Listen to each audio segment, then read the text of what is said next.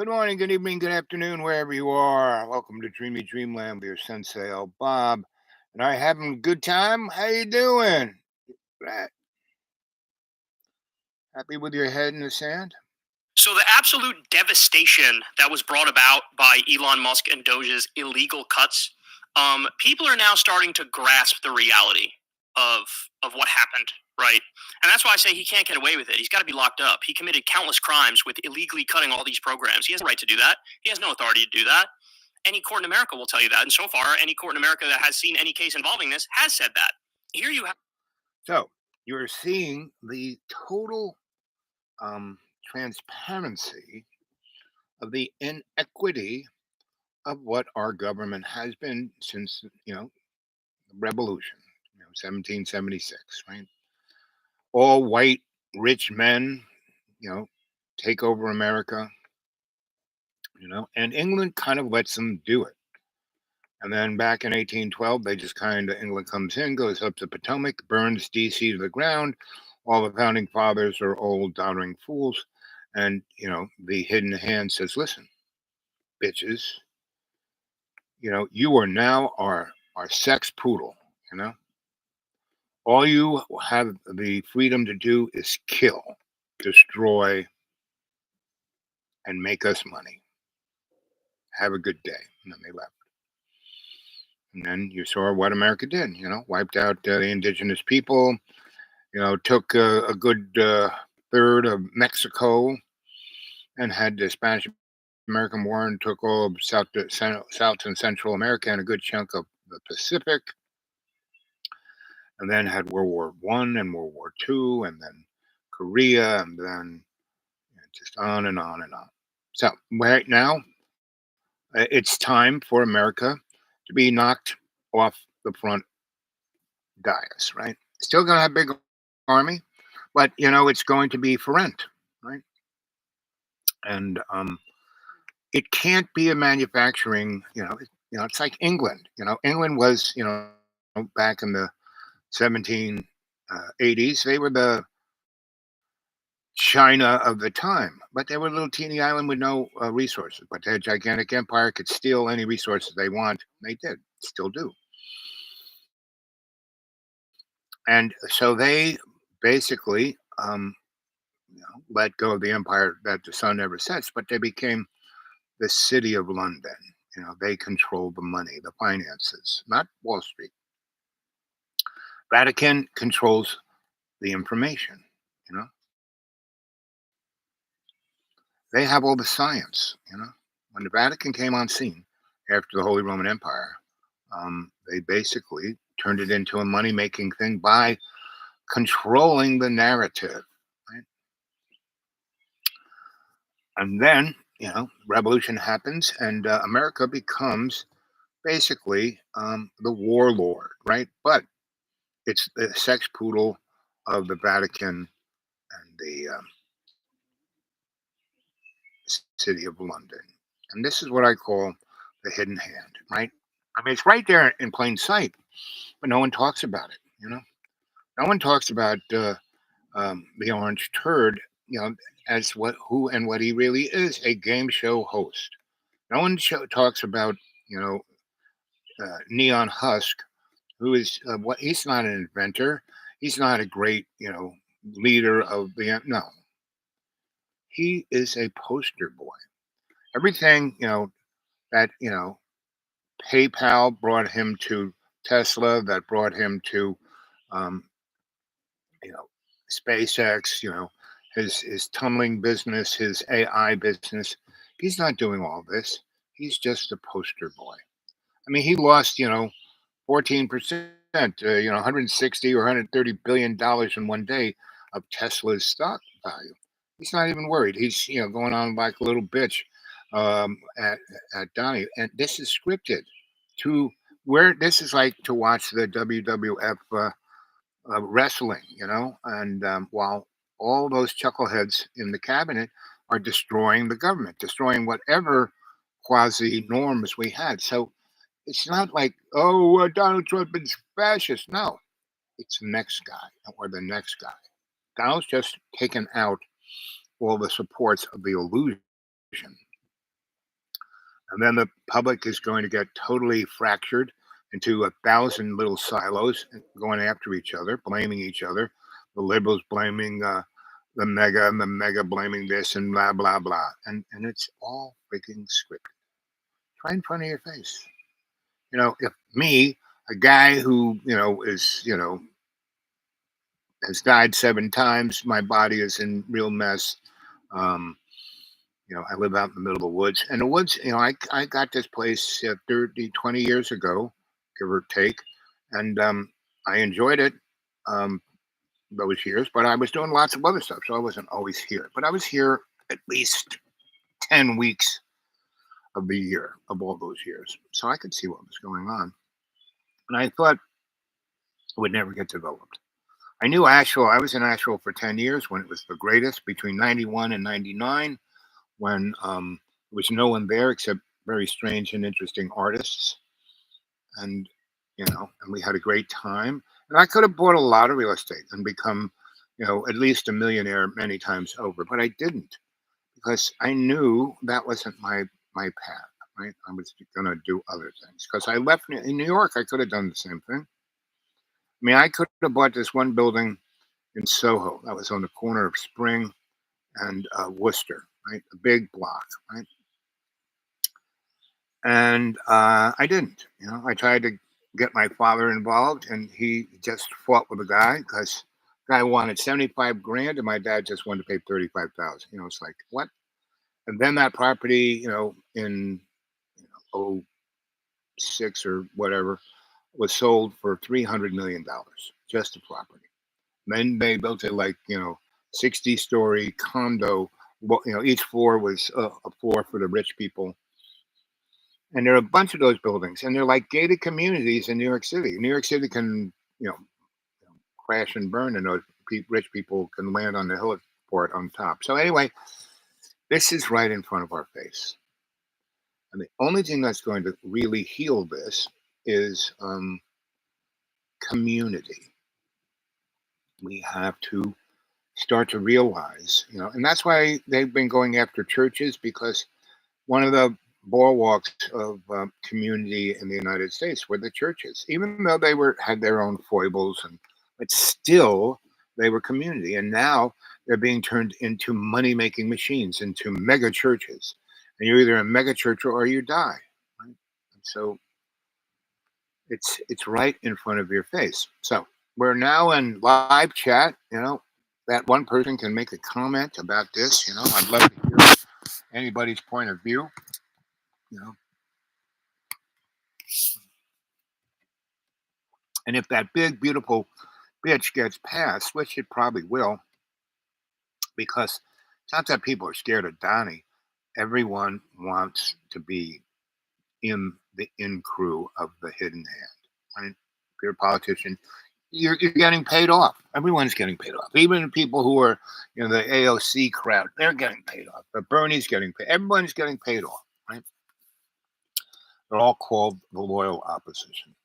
They're playing their part of the soap opera, and the people who are need to stand up are the people, and not go and march with Black Lives Matter, Me Too matters. I mean, again, those were just um, um, disagreements that were used to separate the public.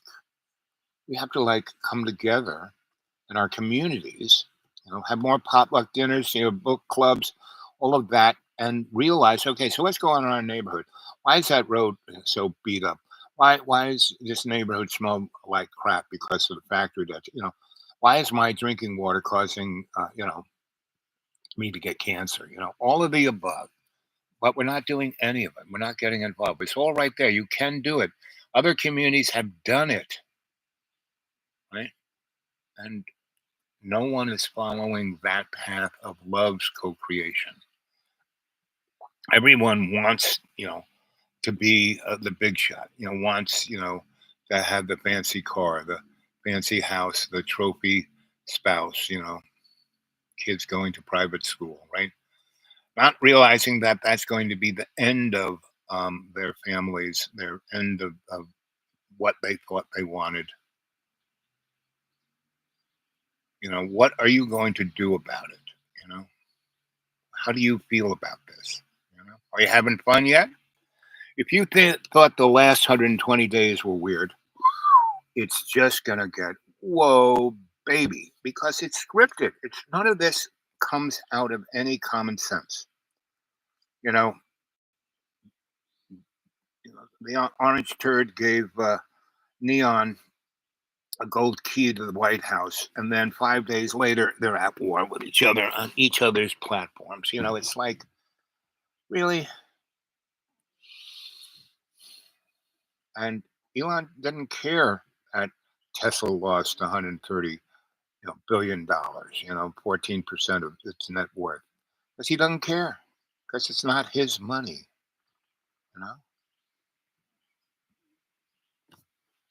And he's happy to destroy Tesla because it will, put another black mark.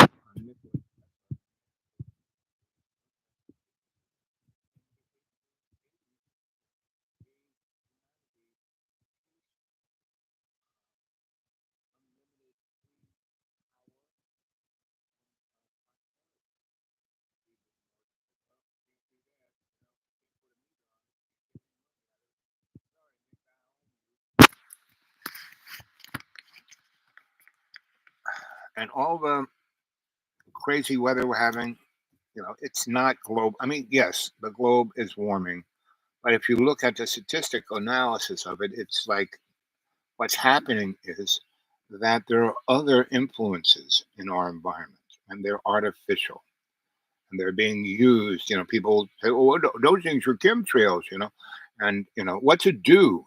Directed energy weapon. What's the neutron vehicle there down there in the South Pole, and what's it doing? Oh, it's measuring neutrons. And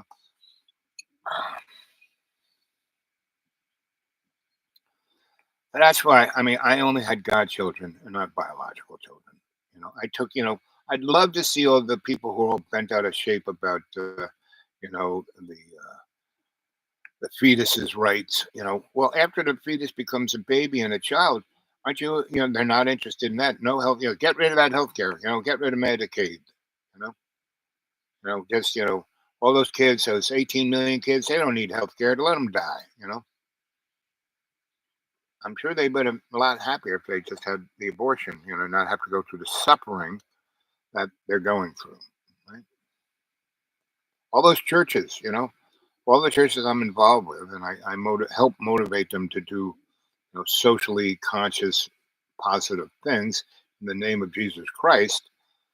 Whenever they go on and get money to go up against the evil Satanist, um, you know, people who do abortions, I'm not a big fan of abortion. I don't think that's right. There's a thing called, I grew up a Catholic, and in the Roman Catholic Church, they didn't want you to have birth control, but they did have this thing called rhythm, and I learned it very well. By the time I was in sixth grade, in fifth and sixth grade in my public school in the early '60s, taught us science, right, and real math, and how to read and spell and do cursive, right. And uh, we had real biology. The biology that kids get in college now, I got in the sixth grade in a public school, and they taught us everything about our bodies, right? And not to be ashamed of them, and but not to, you know, explorate them. It's sex is procreation, gender is something else, right? And we were, and this one teacher I had, he said, gender is a gradating scale. It's just not man, woman. It's this gradating scale, right? And it's how much at what time when you were in your mother's uterus, what blast of what hormone you got at what time, right? Like all um, fetuses for the first 20 or so weeks are women until they get that blast of Y chromosome, right? So it's this whole human debacle. and it's but people don't realize, the movie The Matrix, the people who did it, that the couple who they were brilliant. They tried really to give the humans a head up, right? So this is a form of our life, our bodies. We are not our bodies, We are our consciousness, right? And our bodies are just uh, you know, a device, like a robot that we're in, that our consciousness can have experience and grow. It's like AI. AI needs tons of information to grow, right? And so that's what we are. And if you read the Bible, in the beginning, it says, and we are going to make them in the image and likeness of us, meaning, right? Elohim, right? That's the plural, meaning not one God, but many gods. Elohim is not, El is the one God. Elohim is the other gods, the demigods, right? And the churches don't go into. I mean, they the King James has it right there. You can read it. Why? When I bring it up in church studies, people don't want to talk about stuff like that. And there's a ton of stuff in the Bible that really goes after this. And that's why people don't read Proverbs and read Job and read um, um, a number of things. So they're there, but they kind of skim over them, right? They stick with the everyone loves the Old Testament, New Testament. They love the New Testament because it's basically the used car salesman. You know, um, Better Call Saul. Who was a Jewish lawyer, and he was killing as many Christians as he could until he met Jesus on the road to Damascus, and then he became Paul. And he was the best salesman there was, right? And he got Luke and Mark and Matthew. I mean, they didn't know Jesus. You know, they weren't around. They weren't one of the apostles. They weren't part of the crew. And basically, the crew dissolved. They really, once Jesus left the building, um, you know. So, guys, whatever you are, Christian, Jewish, Buddhist, Hindu, Muslim, it's all one thing: unconditional love. You read all of your texts, that's what it's talking about: unconditional love. That's what humanity needs to be striving for. Not war, not killing, not blaming, none of the above. Right?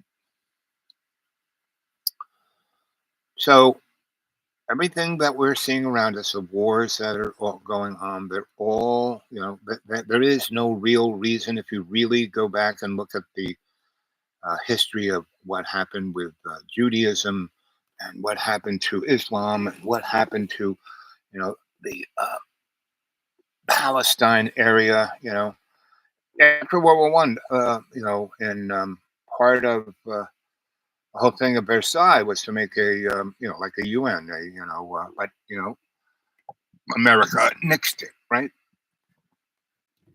And they put a whole thing about how to have peace. Never, World War One was a great war, never to be done again, and because Versailles collapsed and we didn't get the League of Nations, we just got more of the same. 20 years later, even bigger. It was the same war, but just had a hiatus. And so, and a lot of people made money at it. I mean, that's all that war is. Um, the most decorated Marine colonel in World War One, Butler Snidely, whatever his name is, he wrote a book saying, "War is a racket," right? And so is politics. So I got one thumbs up. That was nice of that one person who stuck around for about 10, 15 minutes. But, so I know that most of you come back and watch this at your own leisure, which is fine. Meaning, I really miss the cadre. I really miss because those shows were really cutting edge. Go back and look; they're still there on my channel. I have every show I did all the way to the very first one, and you can see the learning curve. And like I said, the first year, um, I got a lot of people watching and a lot of people coming to the show and being part of the cadre. They liked being part of that community. And then I was approached, by, hey, you let us run your show, we will make you a millionaire. We'll make you famous. Blah blah blah blah blah blah blah. Right? And the guy who was the most popular guy on the YouTube at that time was Platypus or Poochie Face or whatever. But he was this guy, who was like John. John was more interesting, and this guy was just, talking like a baby, and he had like 20 million views every time he went on because the algorithm sent everyone to him. So me, I mean, I stumbled into YouTube only because I did a show about the old Irish crone. Got 75,000 views right off the bat. And then John was like a little, and every time, I said, okay, oh, look, John, look, we're going to be famous. We're going to make a lot of money. I mean, when we first started doing it, and every show I did got 70, 80,000 views, he was making, two or $3,000 a month, and he kept saying, you're costing me money, and he threw me out, right? 32 times. Now that was great because I had 32 adventures that were just truly, truly amazing, right? And I stumbled into people who needed my help. John doesn't seem to need it. I spent a good 17 months trying to assist him, to give him, to do that show where he became his, channel was making like 2 grand a month, right? Now it's making like $20. My show, I haven't amortized it at all. And so if you want to send me something on PayPal, that's the dudewake42 at Gmail. Dudewake42 at Gmail. Dudewake42 at Gmail. You want to talk to me in person, get a hold of me at the dudewake42 at Gmail. The dudewake42 at Gmail. And you send me an email and you send me your phone number, I'll give you a call and we talk. And I have more than 100 of folk who have done that, who were desperate. They were everyone who got a hold of me on email, the dudewake42 at Gmail, were desperate. I mean, they were like thinking about suicide, you know? They were like just at the bottom of the barrel of their life. And I just talked to them and talked to them and talked to them. And they kind of, every single one of them are doing better, right, than they were when they first talked to me. Some are doing really great. Some got famous. Some got, successful. Some got, a lot of them got so successful that they had this dream, I had this friend who they wanted to, they were in London and they were in a bad relationship and they were miserable and everything that they went to school and did this and nothing turned out like they thought it would and so I said, listen, you are the decider. You can decide what you want to do. Now you haven't gone seen your family, go back home, right, and ground yourself, and take a few months to get your homeostasis of your life and then move forward on that dream you want to do. And they all have these dreams of like, I want to be, a famous, novelist or a famous, cartoonist or a famous musician or a famous. They all went and did it, and they all did it in not the easiest of ways, because they were like really excited about this culture or that culture, which wasn't theirs. They didn't even know the language. A lot of people wanted to go to Africa or wanted to go to Japan or wanted to go to South Korea, and um, and they all did that and went there and got into whatever that thing that was really passionate about and learned the language and became a star there. Right? It's not rocket science. Our planet can do the same thing, but we're not. We allow ourselves to be manipulated by this neurotic, psychotic, um, hidden hand group of chuckleheads, right? And I'm not going to be around that much longer, right? Who knows how long? I'm here as I died, really died, 2014. And God said, well, you've done a great job so far, but you still got 11%. And you can either stay here in this stinky basement for eternity until things change and then you go on to the next thing, or you can go back and do that 11%, right? And now I realized when I came back and I was like, woke up on that gurney and they were going to slice me up like bologna. I said, no, no, no, no. I'm going to work at this myself, which I did. And I lost 240 pounds and, my I cleaned out my colon and but I'd done a lot of damage to my body, which wasn't. That's why I needed that heart surgery. Right? So, anyway, I realized when I popped up that 11% could be like 11 seconds after I woke up, I could die, and then I'd be going on to the next thing, and not waiting an eternity in the stinky basement. Right. So it's up to you guys. You are the um, deciders of your own lives. Not some church, not some government, not some thing like the mega kids or any of those silos. That's not your job. You know? Yours is to co-create love with the creative consciousness of God and Jesus. And those are just words, God and Jesus, right? I mean, I could call L, right? Or I could call, they all have different names. They've all been around forever. They don't really run by the script that has been put forth by religion. But since everyone knows that, you might as well just use those contexts to get people to think about it. And if I try to bring in some esoteric or occult context, oh, that's devil worship. No, esoteric means hidden knowledge for the chosen, elite. It's like elite understanding. Occult is ancient knowledge of love. Because the only thing that exists, the only thing that is real is love's co creation. That's it. That's the only thing. Everything else is an illusion. Everything else is the matrix. And it's up to you. You do what you want to do. You can either ruin your life, be miserable, have the worst life ever, and then have to repeat it over and over and over again, or you can move forward and do your best. Now, you're not perfect. You're never going to be perfect, kids, but you can do your best. So it is up to you to do your best, right? So it's one thumbs up. How about the other guy giving a thumbs up? It's been 20 minutes. Um, I think I made my point. I'm not going to reiterate the soap opera because you can just on every platform, everything, everyone's going on it, losing their shit over it. It's a scripted soap opera.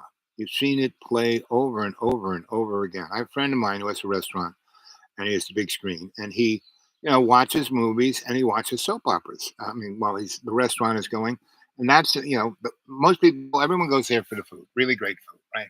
But if you sit on one side of the restaurant, you're going to be sitting there with a big screen because he got the big screen because he wants to watch it. You're watching what he wants to watch, not what the audio. And if you don't want that, you can sit on the other side of the restaurant or outside. I have some really nice tables outside in the shade. So that's what's going on. So he watches that, and we understand. I that's why he's my friend because he understands the whole concept of the script. He was a big time military guy. He saw everything go down, and so you know, uh, and so he doesn't really talk about any of that stuff. You know, really. Um, he went into that. I said, "Why'd you do that?" He says, "Well, they paid me a lot of money." And I understood. Why did I become a fellow? Because they paid me a lot of money, and they let me do fun stuff that I wanted to do, and gave me access to things that I wouldn't have access to unless I did that for them. And I always did my best to bring the consciousness of love's co-creation into everything I was producing for my employers. Right, and so that's why I did it. Okay, I made a lot of money. I mean, not a lot. I could have made a zillion. I could have been a zillionaire. I didn't. I had access to information and finances, and I didn't. I just did what God wanted me to do.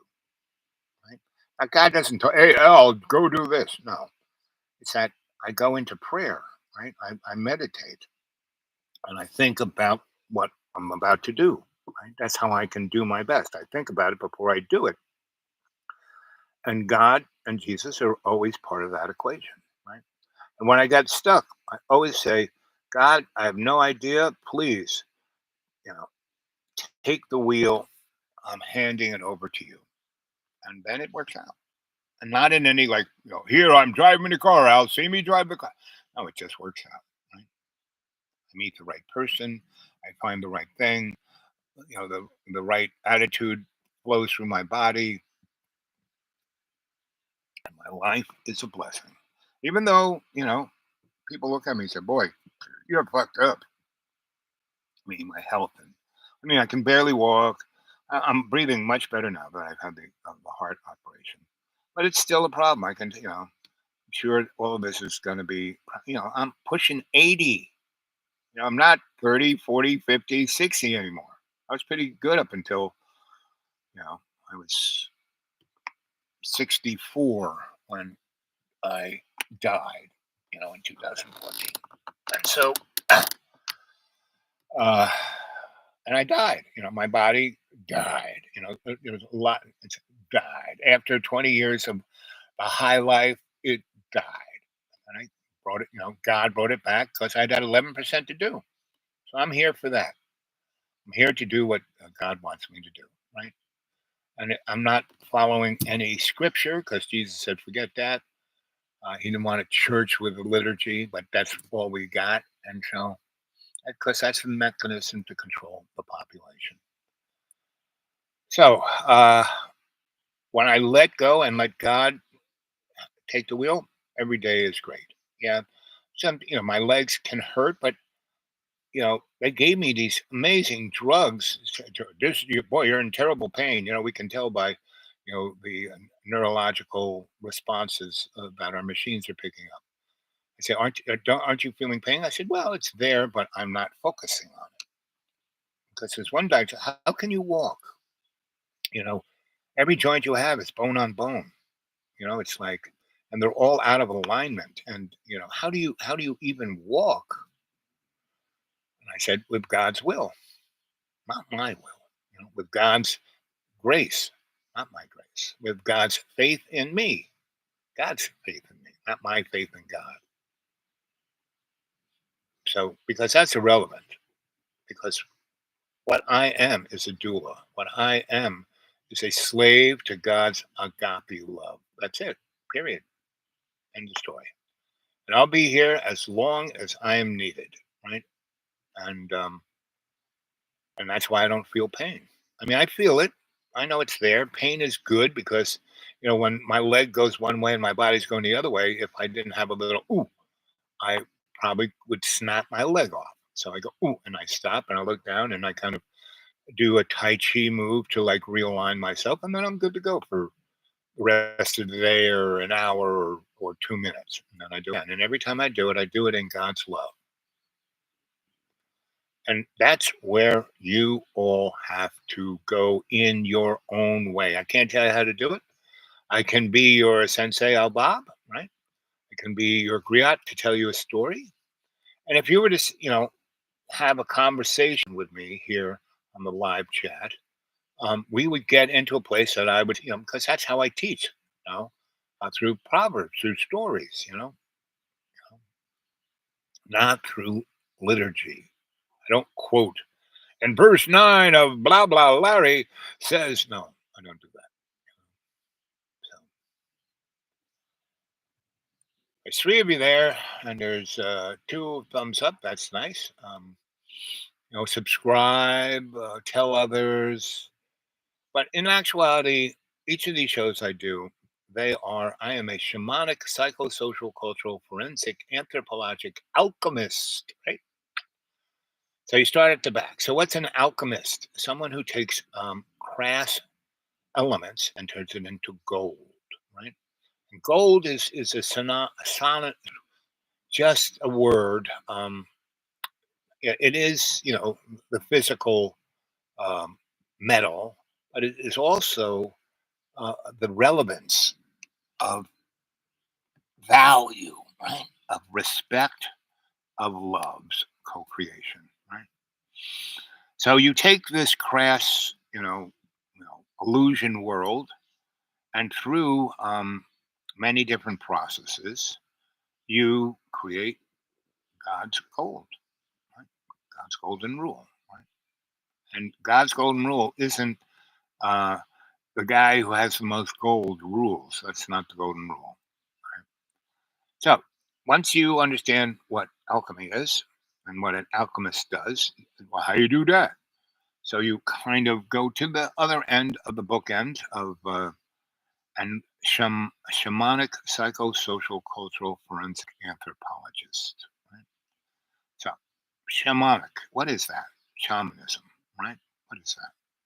Well, it is a world view, right?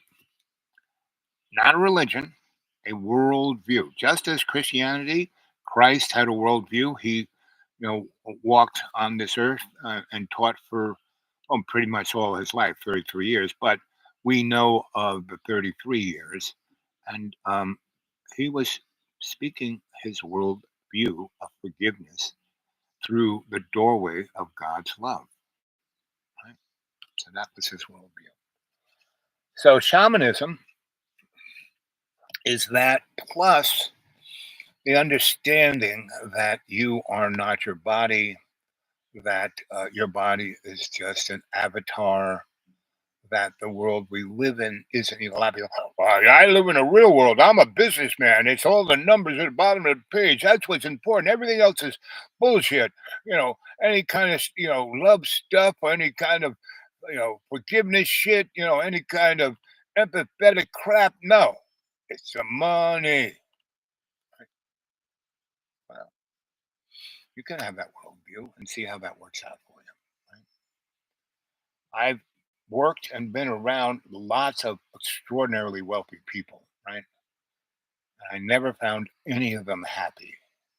The only ones that I found happy were those who basically, they through their life and their situations, George Christie, who was started Intelsat, was part of the Rad Lab. He was one of those young World War II, because the atomic bomb wasn't the big thing in the Manhattan Project. They had other projects, time travel, invisibility. They had all these Tesla toys that they were trying to manifest into weapons and to levers, of power. So anyway, it's up to you, kids. It's what you're gonna do with it. So what are you gonna do with it? You know. So again, I would love to hear a little bit of the live chat. It's ready for you to say something, right? And we're down to one, and four people gave thumbs up. Thank you very much.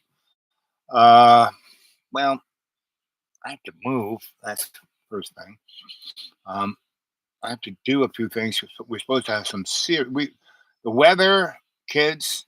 It's been the last few weeks all across America has been out to lunch, and there was a big tornado the other day that hit Tornado Alley, and because of what Donald and Neon did with basically taking a sledgehammer to NOAA and the Weather Bureau, we have half the number of sauna balloons. The balloons go up, they take a package of instruments, they get radioed back, data is put into the big computers. Well, we still have the big computers, but if you don't have the data, you can't tell the weather. So we're going to have all you people out there in Texas, in California, and Florida especially, going to get obliterated, destroyed. And that's thanks to Donald. All those people in those places that voted for Donnie, thank you very much. Right? He's going to destroy America in less than, we're now in 120 plus days of Donnie. The next 100 days, there's not going to be much left of America or the general conceivable notions of a workable world. You know, and I've been watching it for the last almost 80 years, and I've been talking about this for at least the last 60 years. I've been writing about it, getting involved, first being a activist amongst the public and, anti-war, anti-pollution, anti-racism, I was in all of those movements, and I did a lot of good work in all of them because I was the guy on the ground in the community, not the guy pushing forward the big picture on the evening news. Right? I did my best for all the individual people who were suffering. Right? Didn't want to get elected. Didn't want to all the above. So I did all that, and then I became a fellow, a scholar, an itinerant scholar. And again, I did the same thing in those environments, right? Looking up stuff that people of power wanted to understand. So I did it. I brought that information to them from the view of unconditional love, and so that's shamanism. That worldview of unconditional love. So how do you get there when you're dealing with humanity? That's through psychosocial cultural forensic anthropology. Psycho. That's the individual psychological worldview. That's what the psychology is about. Psychosocial, the social. It's like what job you have, where do you live, what's your hobby, what's your sexual preference. That's the social, right? And that's sex. It's not gender, sex. It's like well, sex and gender in that social construct is both those things, right? The sex is a physical process of um, you know having children, reproducing the spawn, right? And but sex is also loads of fun, right? So you mix it up there with gender, and you got the rainbow family of having a good time, right? And not a religious sacrifice, right? Which is what religions, don't touch sex at all, except to have more babies that we can make money on. That's why they don't want to have abortions, right? Every baby born is money in the church's pocket. And if they can't do it, but they don't care, they can go be a drug addict, they can go kill themselves, they can go do anything they want. But they got to be born first so they can make some. The church can make some money. Not just the Christian church either. All of them. Every religion, any religion that exists, that's a religion. That's a doctoral religion, right? So that's the social structure, right? So psychosocial cultural. Culture is like where grandma came from. What do you have for the holidays? What's the food you like best because grandma makes it, that's your cultural. And the music grandma likes and the books grandma like, that's all culture, right? So psychosocial cultural forensic. You take all that data, you take it apart thread by thread, and you see how the tapestry is made, right? And then you view that insight through the eyes of the psychosocial cultural forensic anthropologist. And anthropology was invented by rich white men at the end of the 19th century, early 20th century, to prove that white men were superior over everyone, and it was God's gift that they would kill and take everyone's stuff, right? And so when you put all those things together, that's when you can take that shamanic worldview, and that is the process you use to take those crass elements of your avatar and manifest God's love. Not by saying praise God, praise Jesus, praise God, praise Jesus, praise me, praise me, praise me, praise me. Because it's basically what you're saying. And that first of the commandments, don't have any false gods. False God God's talking about is you. You know, and sin isn't sin isn't sex, sin isn't drugs, sin isn't stealing, sin isn't any of those things that the other nine commandments talk about. Oh, sin It's when those other nine commandments God's talking about are the disruption from your connection, the covenant with you and God's unconditional love. That's it, right? So this has been 40 minutes or so, 46, 45 minutes, 29 seconds. Go back and watch this. Go back and watch my other shows because all of my other shows are, basically my foundation of every show is just what I just said in the last 49 minutes, right? So get ready, kids, because astrologically, the planets are in an alignment in a way that we have. May was a month. If you just went through it like a chucklehead, you might be feeling your tummy upset. Things are, why are things so? Because you weren't praying to God. You weren't seeing what you're supposed to do. You weren't keeping your eye on the prize of God's unconditional love, right? So now here we are in June, and it's gonna get crazier and crazier and crazier and tighter and each day. You know, now every day is squishing just suffering and gore and stupidity and worseness than the last month. So, and you're going to feel it no matter how deep you put your head in the sand or up someone's asshole.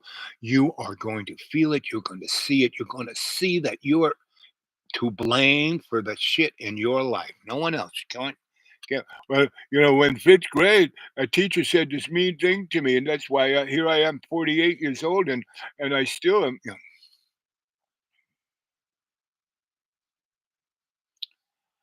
You're here to have a good time, and that's not at the expense of others. I mean, that's what you know, the oligarchs in Israel are doing. Killing everyone because they're having a great time at it. They're psychopaths. What's a psychopath want to do? Cause more misery and suffering to as many people as they can.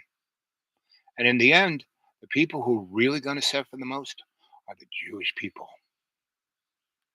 Because the people who are running your government aren't Jewish, they're Zionists. They don't love God. They just go on and on and on about their Zionist thing, right? And who invented that thing of from the slipstream to the puddle? It was those guys. The rich, and they're not. People were talking about the house of Larry. Oh, it's all these Jews here. No, no, no, no. Sorry. Mm-mm. And Jews aren't even the Hebrews. It was the Hebrew nation. And after the Hebrew nation was led out of Egypt into the promised land, and they disobeyed God right off the bat. And so they had to walk around in the desert for 40 years. And because Moses didn't listen to God for 1 second, he couldn't go into the promised land. He had to, walked around for 40, and then they had to bury his body someplace where no one would find it so they wouldn't turn his dead body into some kind of God. And they have. I mean, every religion turns, they turn away their face from God's love and Jesus' forgiveness. Again, Jesus has been in every friggin' religion there is. He was there at the beginning. So I would suggest you go watch um, Jordan Maxwell's YouTubes. He's for like 70 years been really he's an amazing scholar. I've known him. Same with Joseph P. Farrell. Same with Cliff Hyde. Those three guys. Now they're totally wow.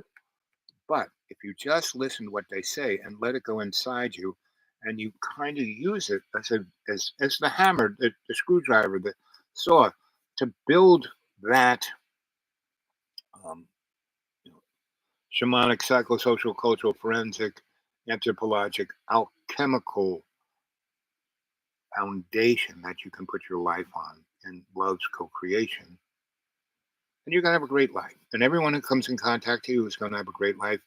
And if enough of those people do that, the world will be great, and not through being mega. You know, sorry, because is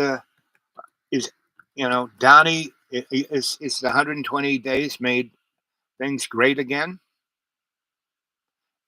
You will not. You just don't even have the imagination of what's coming next. And I mean, it's coming like tomorrow, not like 1,000 years from now, not like end times. That ain't coming. Geez, I have no idea. Rumors of war and nah. That's above my pay grade, right? So that's not coming anytime soon. But it's always here when you live in that secular, it's all about me life. Your life is, it's the we in me, right? So, oh, some of the you guys have been saying stuff. What are we saying here? Hey, Bob. Okay. Hey, that's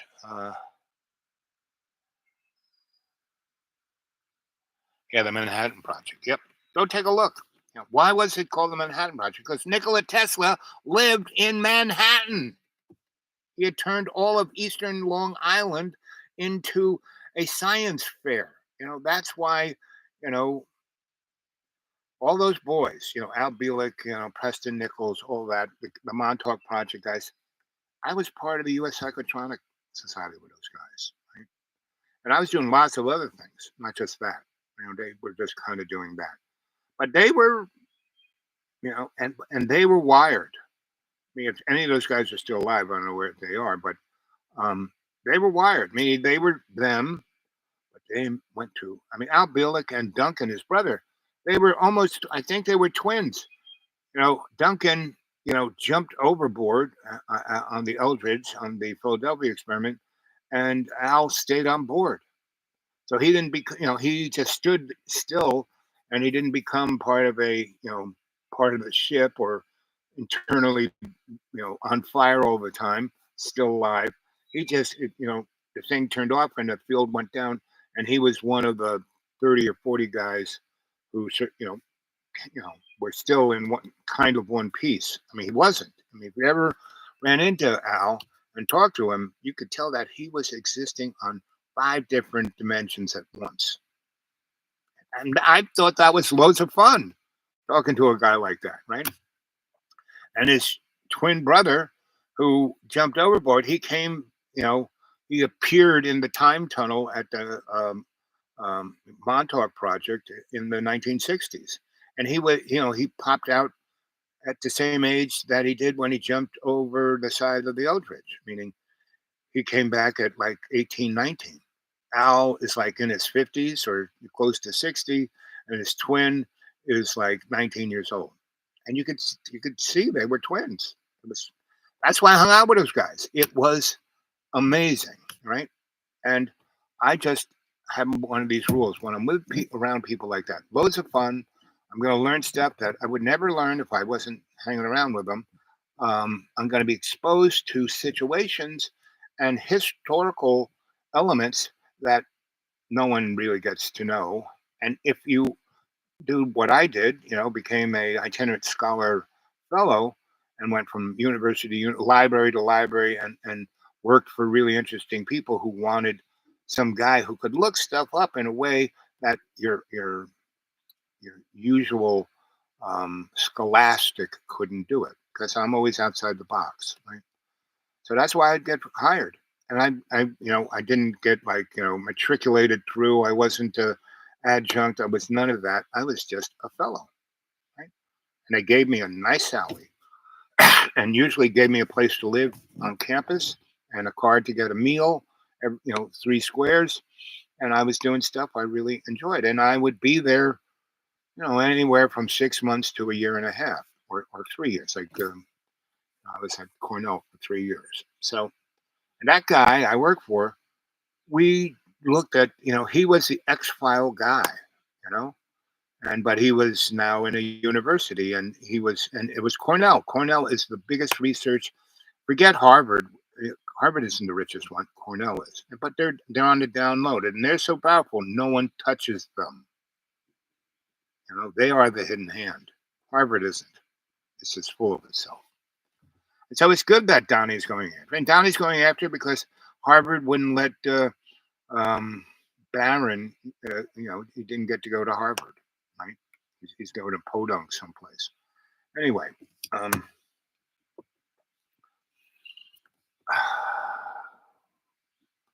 55 minutes and 8 seconds.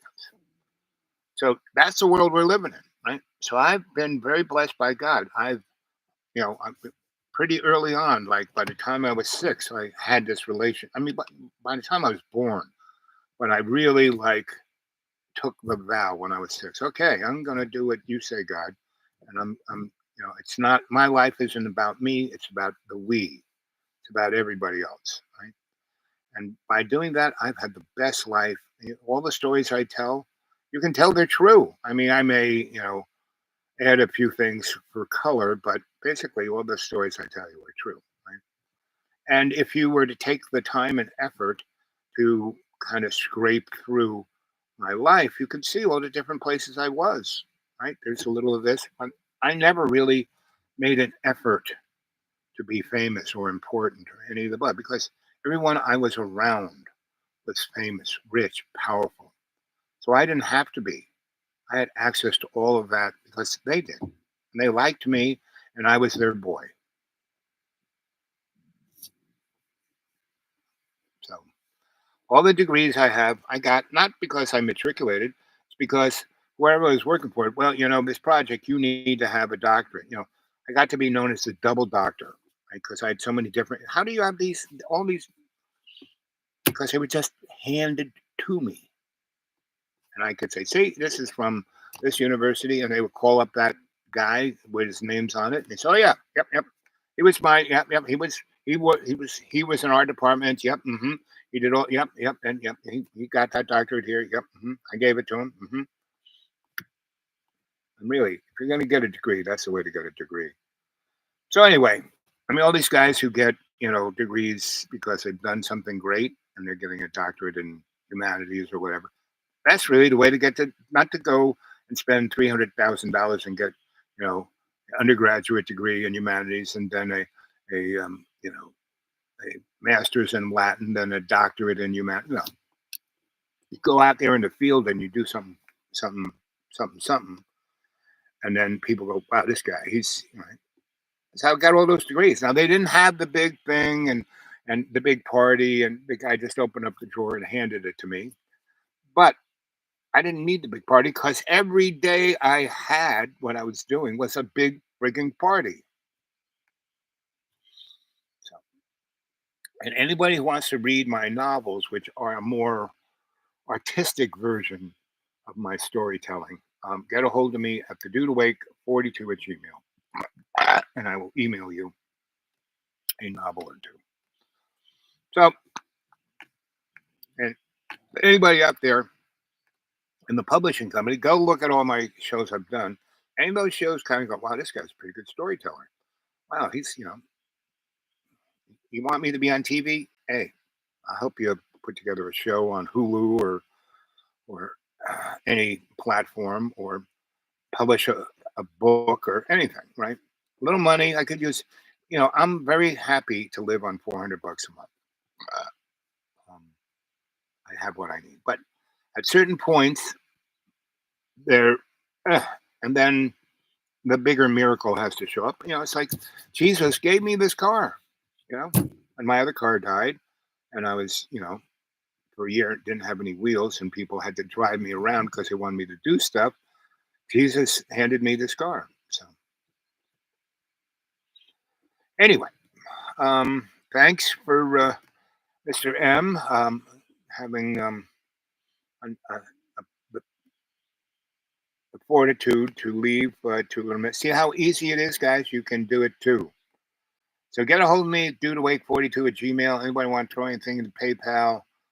Again, you go to PayPal, dude awake 42 at Gmail, put something in there, and I get it. So it's not like I talk about it incessantly or tell you, oh, thumbs up, subscribe, blah, blah, blah. Because the, the hidden hand, the folks, they let me do this because they know it's part of God's plan, and because everything is. And so I get to do it. People get to see it. It is the pebble in the shamanic pond of the World Wide Web, and it's doing its thing. You know, I don't have to have, I don't have any, the dude awake 42. Yep. It's the dude awake 42 at Gmail. The dude awake, all small case, the dude awake 42 at Gmail. The dude awake. Okay.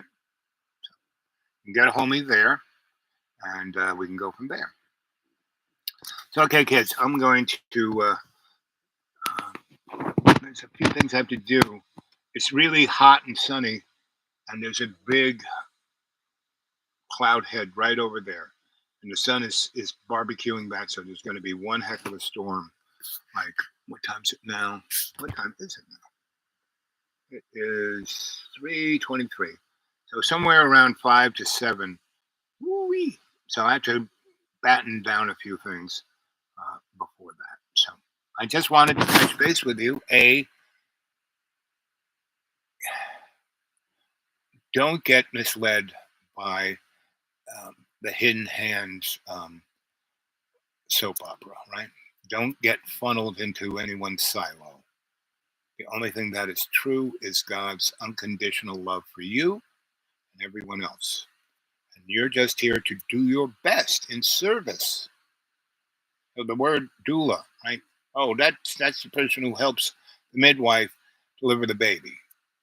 Yeah, in our times. But back in the day of Jesus, in Greek, the word doula meant slave, not servant, slave to God's unconditional love.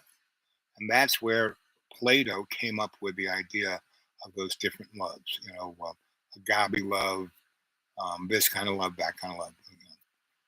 So that's what you're here to do, to, imprint that love into your consciousness that is then projected through your avatar out into the world, and you use that to make the world a better place in God's name. Amen. And in service to Jesus Christ's unconditional forgiveness. That's the doorway. You have to have unconditional forgiveness. And it's a trial. I mean, I see people do really mean, stupid stuff, and it annoys me because I can't. I came out here to hide from it. No, it's right. It just came right back. Wherever I go, there it is, because I am put here on this earth to deal with it, not to hide from it, not to ignore it, not to say it doesn't exist, but to love it. Right? Not to love it like I love gold, or I love riches, I love power. No, you love God, so you interact with those problems to make them better. And every day, in every way, you take God's love's co-creation and you make Jesus Christ piece of the earth. You see it clearly. Okay? Okay. Catch you later, kids.